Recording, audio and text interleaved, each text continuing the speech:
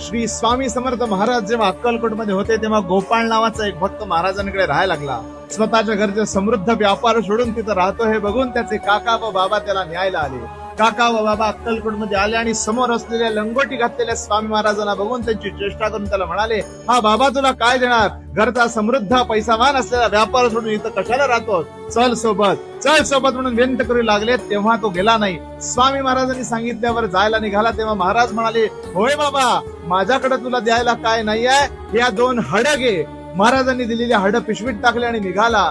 जाताना सुद्धा हसत होते. घरात पोहोचल्यावर सुद्धा त्याच्या भक्तीवर हसायला लागले. तेव्हा महाराजांनी दिलेली 2 हड जेव्हा पिशवीतनं काढली तेव्हा ती हड सोन्याची झालेली. महाराजांनी सत्वाला उतरून त्याचं रक्षण केलं. महाराजांनी त्याची भक्ती सिद्ध केली. सोने आणि मातीत मी फरक करत नाही हे सिद्ध करून स्वतःच्या भक्ताचं रक्षण केलं. ह्याच पद्धतीने सेवा करा, महाराज सदैव रक्षण करतील. श्री स्वामी समर्थ.